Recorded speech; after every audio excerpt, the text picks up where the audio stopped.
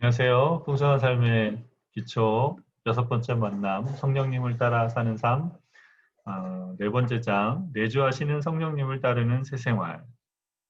생각해 볼 질문, 성령을 따르는 삶을 산다고 할 때 당신에게 가장 먼저 떠오르는 것은 무엇입니까? 그리스도인의 삶의 한 가지 축이 성경을 통하여 하나님을 알아가는 삶이라면 다른 한 가지 축은 내주하시는 성령님을 따르는 삶입니다. 이것은 우리가 연습하고 배워야 하는 부분입니다.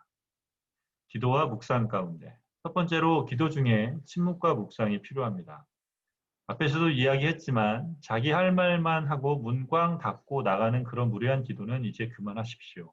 이제는 기도하면서 하나님께 귀를 기울이십시오. 침묵하십시오. 처음에는 침묵하다가 보면 딴 생각과 잡생각만 잔뜩 날 것입니다. 그래도 조용히 앉아서 하나님께 집중하고 그분을 생각하십시오. 하나님 제게 말씀해 주십시오 라고 아뢰고 하나님이 하실 말씀을 기다리고 있으면 잘 안 들리는 경우가 많습니다. 그렇게 하지 말고 하나님을 바라보고 묵상하고 생각하십시오. 읽고 있는 성경 속에 나타난 하나님을 상상하십시오. 하나님은 인간에게 상상력이라는 굉장한 능력을 주셨습니다. 하나님을 상상하십시오. 그러면 그 상상 가운데 하나님이 우리 마음속에 말씀하시기 시작하시는데 대부분의 경우 성경의 진리를 통해서 말씀하십니다. 우리는 성경을 통해서 우리에게 말씀하시는 내용을 잘 듣는 연습을 해야 합니다. 직장은 어디로 가야 하는지, 누구와 결혼을 해야 하는지, 우리 인생을 향하신 하나님의 뜻을 분별하려고 하는데 잘 되지 않는다고 이야기하는 사람들이 있습니다. 하나님의 뜻은 평소에 그분과 동행하면서 분별하는 법을 배우는 것입니다. 그런데 이런 일상의 동행은 내팽개치고 어느 날 갑자기 마치 북채내고 올해 결혼할까요? 말까요? 라는 식으로 하나님께 뜻을 물으면 하나님이 가르쳐 주시겠습니까? 가르쳐 주신들 알아들을 수 있겠습니까? 평상시에 하나님 오늘 저는 어떻게 살까요? 라고 여쭈어 보십시오. 오늘 살 말씀을 달라고 구하고 그렇게 사십시오. 그래야 평생 어떻게 살아야 할지를 보여주실 것입니다. 기도 중에 하나님께 말씀드릴 내용만 집중하지 말고 하나님이 하시는 말씀을 듣는 시간을 가지십시오. 침묵 가운데서 하나님을 바라보고 묵상하다 보면 침묵 가운데 말씀하시는 하나님을 만납니다. 성령께서 우리를 하나님께로 이끄시기 때문입니다. 일상에서 하나님의 인도를 받는 연습. 두 번째로 일상에서 하나님의 인도를 받는 연습을 해야 합니다. 일상의 순간순간마다 인도를 받는 훈련을 해야 합니다. 우리는 성령님께 늘 민감하게 깨어있는 연습을 해야 합니다. 성령께서 우리 속에 계시다고 하면서도 그분에게 신경 쓰지 않고 있으면 그분에 대한 민감성을 키울 수 없습니다. 부부 사이에도 그렇지 않습니까? 서로 별로 주의를 기울이지 않아서 상대방이 정말 무슨 생각을 하는지 잘 모르고 나이만 먹는 부부들이 많습니다. 부부도 대화를 많이 나누는 것이 중요합니다. 그냥 느낌으로 아는 것이 아닙니다. 성령님도 마찬가지입니다. 성령님의 말씀을 평소에 자꾸 들어야 나중에 정말 심각하고 중요한 말씀을 하실 때도 잘 들을 수 있습니다. 그래서 성령님의 인도를 받는 일은 구체적인 삶의 현장에서 이루어집니다. 아이를 키울 때, 직장에서 상사에게 혼날 때, 사람들과 갈등이 생겨서 분노를 느낄 때, 이럴 때 성령님의 인도를 받아야 합니다. 그 순간에 성령님께서 이렇게 날 움직여 가시는구나 하는 것을 배워가기 시작합니다. 다시 말해서 우리 속에서 옛날 우리의 욕망과 우리의 스타일이 확 튀어나올 때가 있습니다. 죽어버린 그림자가 슬며시 고개를 들 때가 있습니다. 그때 성령님께 귀를 기울여야 합니다. 자신은 성령님께 아주 민감하다고 성령님이 하시는 놀라운 일들을 경험한다고 이야기하면서 밤낮 부부싸움을 하는 사람들이 있습니다. 이것은 아주 이상한, 일어나기 힘든 일입니다. 우리는 일상에서 성령님을 따라야 합니다. 힘겨운 세상살이 가운데서 성령님을 의지하면서 그때그때 이기고 배워 나가야 합니다. 성령님을 우리의 내비게이션으로 사용하려고 해서는 안 됩니다. 성령님은 이쪽으로 가면 함정이 있으니 피하고 저쪽으로 가면 금은보화가 있으니 이리로 가라고 안내하는 길잡이가 아니십니다. 성령님은 우리와 동행하시는 하나님이십니다. 이 성령님의 인도를 받는 생활을 계속하다 보면 성령께서 우리에게 구체적으로 말씀하실 때도 있습니다. 자꾸 어디로 가라고 누구에게 전화를 걸라고 말씀하시는 것 같을 때가 있습니다. 누구야, 누구에게 전화를 걸어라 하고 직접 말씀하시는 것이 아니라 마음속에 누구에게 전화하고 싶은 마음이 생기게 하십니다. 그러면 어느 순간에 전화를 걸고 너 어떻게 알고 전화했니? 라는 이야기를 들을 때가 있습니다. 정말 저의 전화가 그 사람에게 필요했던 것이죠. 한 가지 더 덧붙이면 성령님을 경험하는 사람들은 겸손합니다. 자기가 경험한 것을 마구 드러내고 보여주지 않습니다. 성령의 체험은 가능한 한 혼자 간직하는 것입니다. 자신이 무슨 체험을 했다고 자꾸 떠들고 다니는 것은 이상한 행동입니다. 성령님과의 경험은 매우 내밀해서 내놓고 이야기하고 돌아다닐 것이 아니기 때문입니다. 제가 아내와 사랑을 나누며 하는 이야기들이 많이 있는데 이런 이야기들을 마구 떠들고 다니는 것은 이상하지 않습니까? 성령님과의 관계도 아주 내밀한 것입니다. 마치 그러한 것을 자신의 경건의 표시로 자기가 좋은 그리스도인임을 드러내는 표시로 사용해서는 안 됩니다. 성령님의 인도를 받는 연습을 하십시오. 이것이 얼마나 중요합니까? 주님이 우리와 함께 계신다는 것은 우리가 성경을 통해 발견한 객관적인 사실입니다. 그런데 그 함께 계시다는 것을 실생활에서 체험하지 못하면 도대체 우리가 믿고 있는 것은 무엇입니까? 성령님이 우리의 실생활 속에 계십니다. 순간순간 성령님의 인도를 받는 법을 배워가시기를 바랍니다. 이것을 통해 자신을 정말 사랑하는 법을 배우게 될 것입니다. 예수님 닮아가기.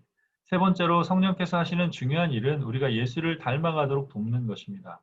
성령님이 가장 원하시는 것은 우리가 온전해지는 것입니다. 성령님은 우리가 육체적, 정서적, 지적, 사회적, 영적으로 고루고루 성장하여 하나님의 형상이 우리 속에 회복되기를 원하십니다. 꾸준히 운동해서 건강한 몸을 만드는 것, 하나님이 기뻐하십니다. 정서적으로 건강해지는 것, 하나님이 기뻐하십니다.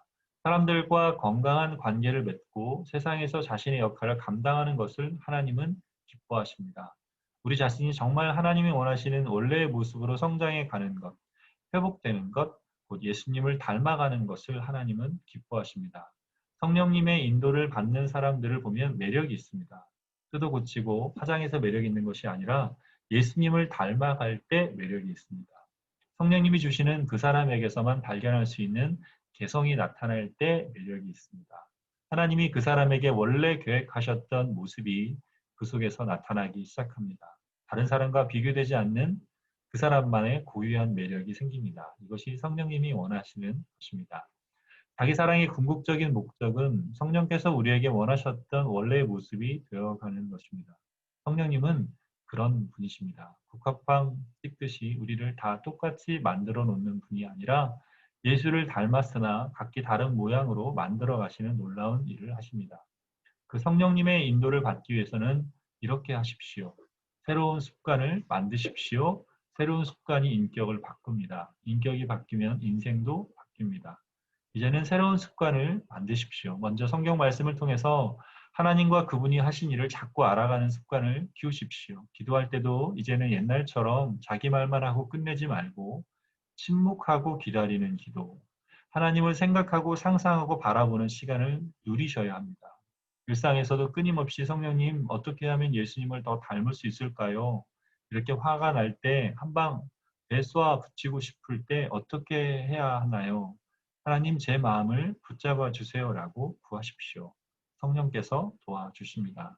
성령께서 우리의 내면에서부터 시작해서 우리 삶의 곳곳에서 하나님을 믿고 따르는 자녀의 모습이 드러나게 도와주실 것입니다. 우리 속에 하나님의 형상이 회복되도록 우리를 이끌어 가시는 분이 성령님이십니다.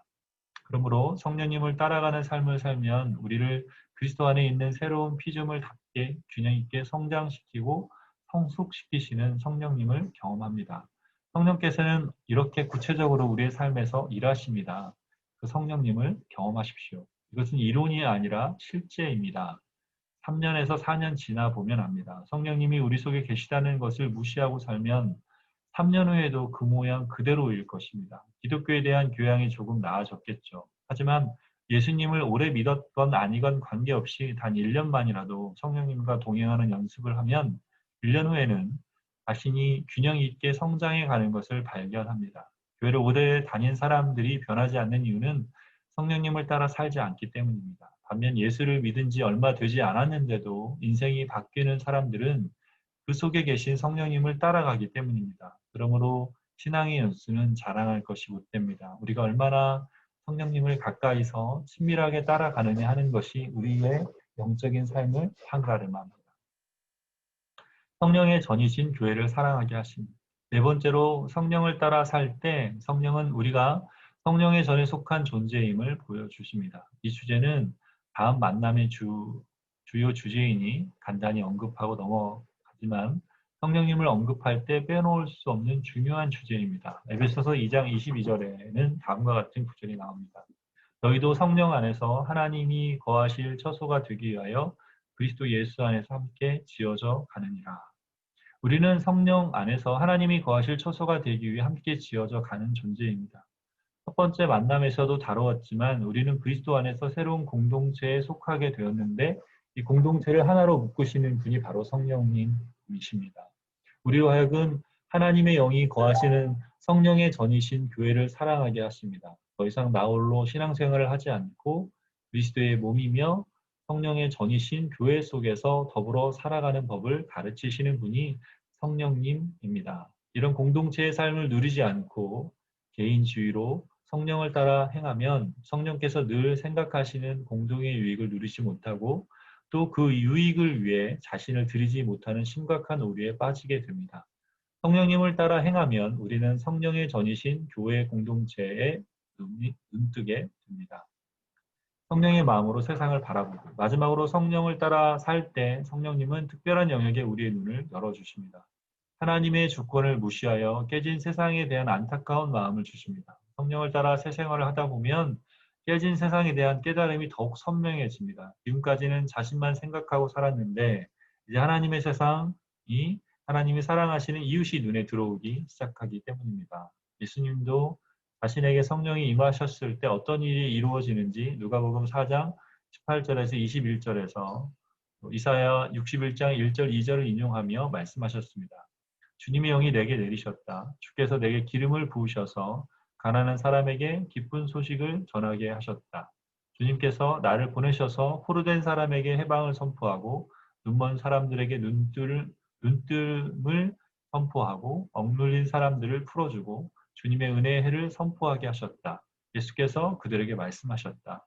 이 성경 말씀이 너희가 듣는 가운데 오늘 이루어졌다. 이사야 선지자는 성령님이 메시아이신 예수님에게 임하실 때 어떤 일이 일어나는지를 밝힙니다. 가난한 자들, 포로된 자들, 눈먼 자들, 억눌린 자들을 향하신 하나님의 뜻이 이루어진다고 말합니다. 이 본문이 이야기하는 깊은 내용을 여기서 다 다룰 수는 없지만 구약에서 약속한 회복이 그리스도이신 예수에게서 일어난다는 것을 보여줍니다.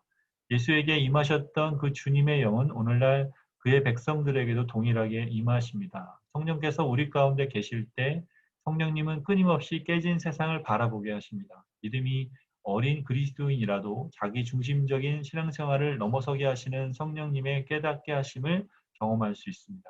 하나님이 우리에게 오신다는 것은 단순히 우리 한 사람만을 위해서가 아니라 우리를 통해서 아직도 하나님께 돌아오지 못한 깨어지고 상처받은 이웃이 회복되기를 원하시기 때문입니다.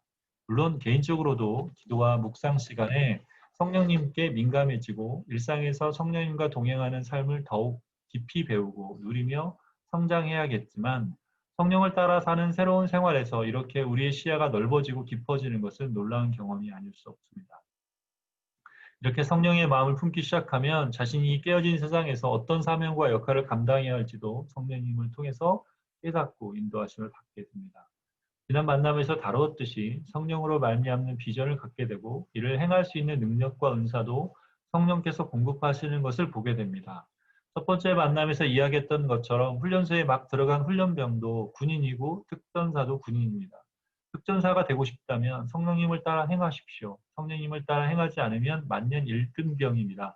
군대에서는 잘 알지만 전쟁이 터지면 참호 속에 숨어 나오지 못하는 1등병입니다. 그러나 성령을 따라 행하면 영적인 특전사가 될 수 있습니다. 성령님을 따라 성장하여 우리는 모두 그리스도의 장성한 분량, 곧 예수님과 같은 모습에까지 다다를 수 있다고 성경은 말합니다. 이것이 바로 자신을 가장 잘 사랑하는 방법입니다.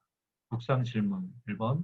성령을 따라 행하는 새로운 삶에 대한 5가지 내용을 돌아볼 때 자신에게 지금 가장 필요한 것은 어떤 부분이라고 생각하십니까?